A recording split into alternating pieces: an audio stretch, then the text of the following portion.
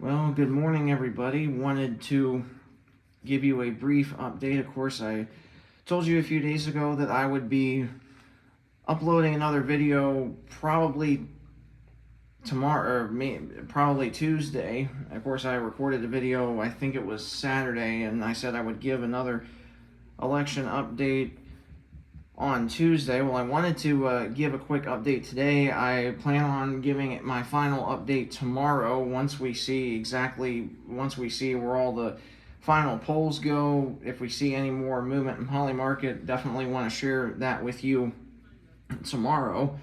Of course, I sat my phone down here in my bedroom this morning so I could scroll on my iPad and share with you the updated numbers on polls as well as Poly Market odds. So I apologize for the blank screen today, but no worries. You'll definitely hear me talk about the updated numbers, so we're all on the same page. So without any further ado, let's dive in. We just got, literally within the last minute, a poll from Democracy Institute among 1,500 likely voters. I don't think this is a really accurate pollster, but they do have now this is their final national poll. They have Trump plus 50% for Trump, Harris at 47, other at 3%. Now, obviously, you'll take this all day if you're Trump, and if this gets put into the RCP aggregate, this will definitely boost Trump's numbers in the popular vote. Right now, he's currently sitting plus 0.1 in the popular vote. And this same pollster does have some big swing state numbers. And we'll start first with Michigan. Their final Michigan poll again from Democracy Institute. This is a really small sample size. They only sampled 450 likely voters, so you can't really put in any stock into that per se, but you'll take these numbers if you are Trump.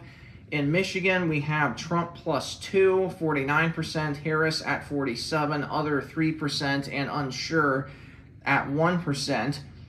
In Wisconsin, Trump plus 3. This is really, really big for Trump. We always know Wisconsin has underestimated him the last two cycles. We actually got a report, I believe it was yesterday, that from Nate Silver, that of course, as liberal and far left as he has even admitted that there will be indeed a polling error similar to 2020 and 2016. So that is fantastic news if you're Donald Trump, especially in Wisconsin, where he's currently sitting plus 3, according to this Democracy Institute pollster. Harris 47, other 2%, and unsure 1%. This is a big one, and we've had all eyes on Pennsylvania, as it is the Keystone State, 19 electoral votes up for grabs, and this is the most crucial battleground of the whole entire 2024 election. And they have Trump plus 5, 51%, Harris 46.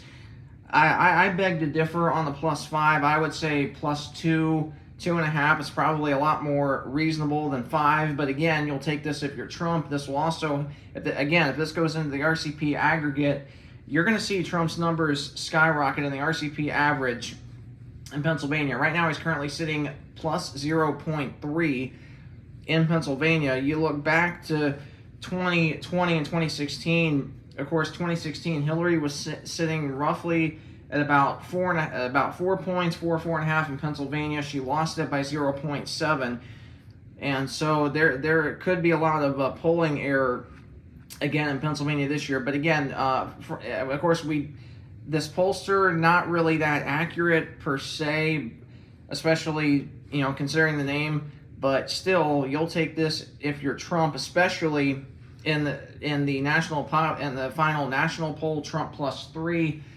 Of course, Atlas Intel, the most accurate pollster in 2020, has been saying this whole entire cycle Trump has been winning the popular vote by about 2 to 3 points.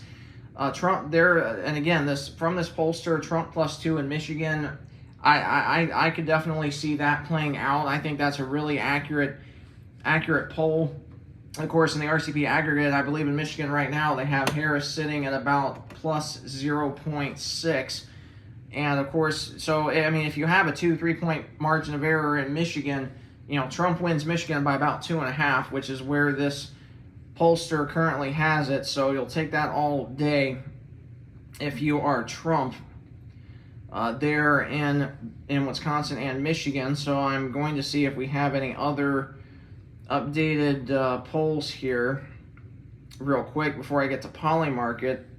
It does not appear so. So let's get into Polymarket here. We've definitely seen a shift in Polymarket, and I remember a lot of people say, well, why are we seeing such a big shift or surge per se in one direction or the other? Polymarket's just reflective off of the polls, and so I saw, I think, a post a little bit earlier that said in Polymarket Trump was up to a 60% chance. I went and checked Polymarket myself just to see, if that was true or not. Of course, we don't know. That might have been earlier this morning, Trump having a 60% chance. As it stands right now, this very minute, and again, Polymarket is live up to the second election forecast. So, and again, if you can go on your internet browser, on your desktop, your laptop, even your phone, and you can see the odds there, or you can just download the Polymarket app and track it on the go on your iPad, your iPhone, whatever device you have to see the live up to the minute polls. And of course, Trump had a big fall. I think it was late Saturday night when that trash pollster out of Iowa said Harris was winning by +3, but yet earlier that day we had an Emerson poll in Iowa, Trump +10. I think that's a lot more reasonable.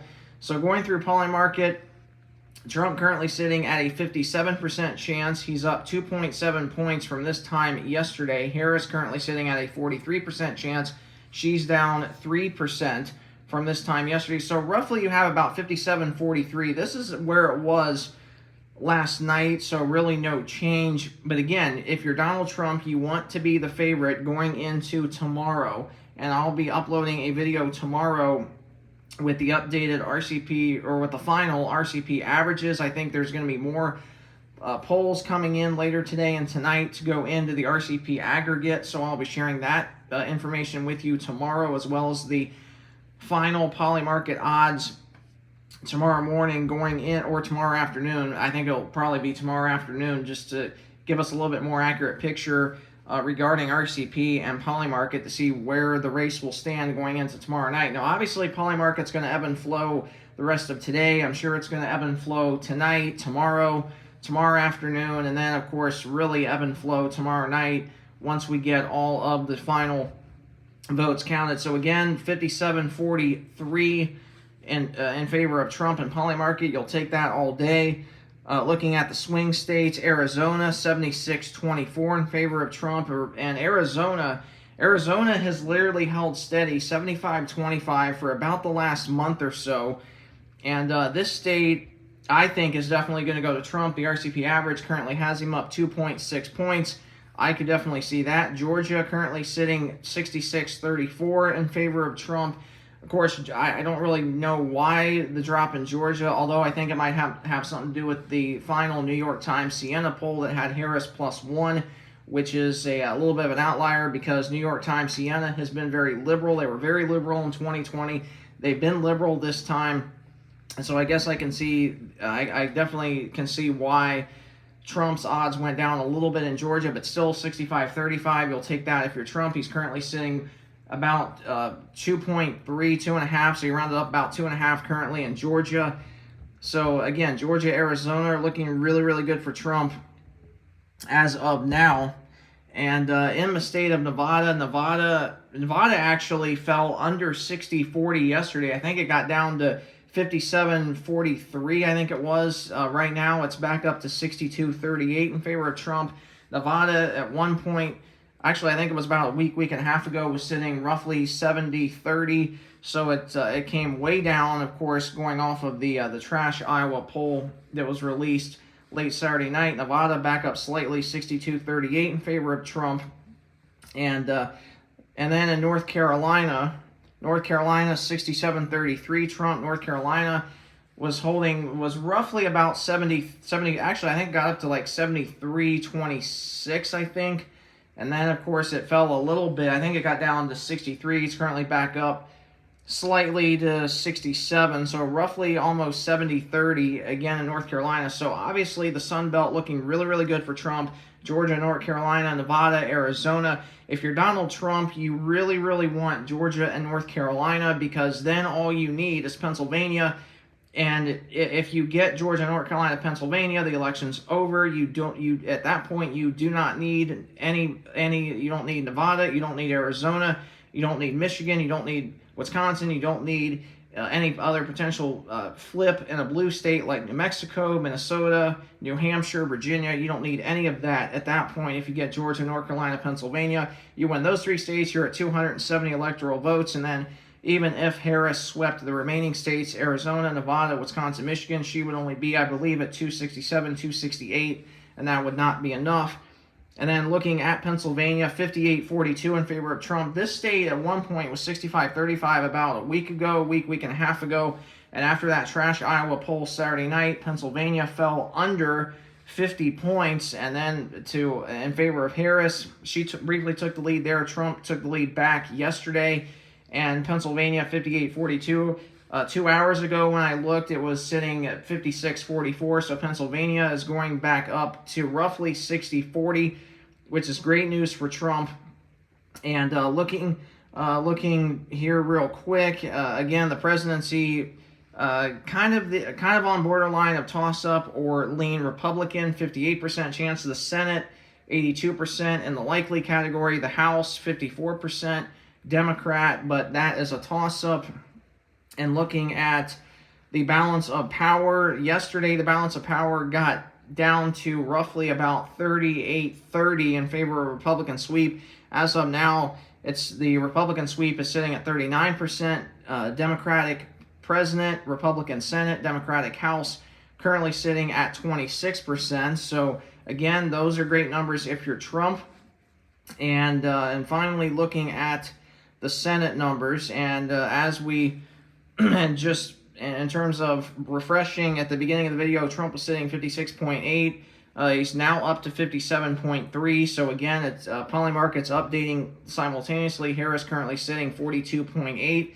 So it's almost at 60-40. And finally, real quick, looking at the Senate, Republicans, of course, the Senate fell under 79% yesterday. That was partially due to the fact that Sherrod Brown, the Democratic nominee in Ohio for that Senate race, took the lead briefly. Bernie Moreno, the Republican nominee for the Senate, he briefly took the lead back this morning. That's why the Senate is back up to 81%. Tim Sheehy in Montana looking really, really good. So Republicans at this point definitely should get the Senate at bare minimum, 51-49. If Moreno was able to beat Brown in Ohio, it would be 52-48 in favor of Republicans. And then, of course, if you're able to pick off Wisconsin, Michigan, or Pennsylvania, which could also be in play, you'd be looking roughly at 53, maybe 54 seats. Of course, the Rust Belt in terms of a Senate's looking a little bit tough, but again, you never know. So that is the update regarding the 2024 election. We are about a little under a day and a half out. So again, tomorrow morning, or probably tomorrow afternoon, I will be uploading my final video looking at Polymarket odds, as well as looking at the final RCP averages going into tomorrow night once we get all of these final polls into the aggregate going into tomorrow to give us a lot better picture of who will win this election. So again, thanks so much for watching this video. If you enjoyed this analysis, feel free to hit the like button below or subscribe to my channel. Thanks so much and have a great day.